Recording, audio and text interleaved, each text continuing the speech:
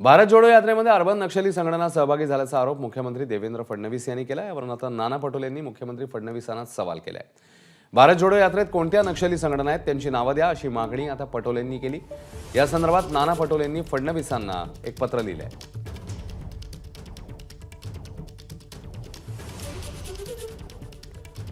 या सगळ्या अनुषंगाने देवेंद्र फडणवीस यांनी नेमका काय आरोप केला होता आपण तेही बघूया.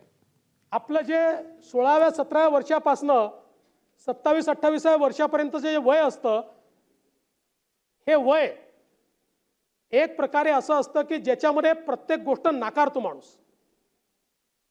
कारण ती समज नसते. त्यामुळे कुठल्याही गोष्टीत रिव्होल्यूशन, एक क्रांती झाली पाहिजे अशा प्रकारची मानसिकता या वयातल्या प्रत्येकाची असते. त्याचे क्रांतीचे मार्ग वेगळे असतात. पण या वर्गाला पकडून यांच्यामध्ये अराजकाचं रोपण करायचं याकरता फ्रंटल ऑर्गनायझेशन तयार झाल्या. ज्या फ्रंटल ऑर्गनायझेशनचं पॉप्युलर नाव, आणि आम्ही नाही केलं हे पॉप्युलर नाव, म्हणून मी 2012चे कागद घेऊन आलो आहे. त्या काळामध्ये याचं पॉप्युलर नाव झालं अर्बन नक्षलिझम.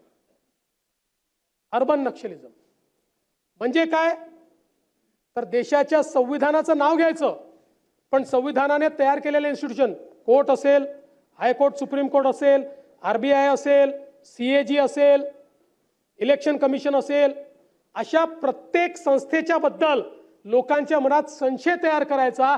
इन टोटल लोकांचा लोकशाहीवरचा विश्वास निघाला पाहिजे. लोकांना वाटलं पाहिजे की या देशामध्ये कुठलीच संस्था स्वायत्त उरलेली नाही. आणि जेव्हा असं होईल त्यावेळी काय होईल, लोक बंड करतील. बंड करतील म्हणजे काय करतील, म्हणजे भारतरत्न डॉक्टर बाबासाहेब आंबेडकरांनी दिलेलं संविधान तोडून अराजकाचं राज्य या ठिकाणी आणतील. हाच तर प्रयत्न आहे.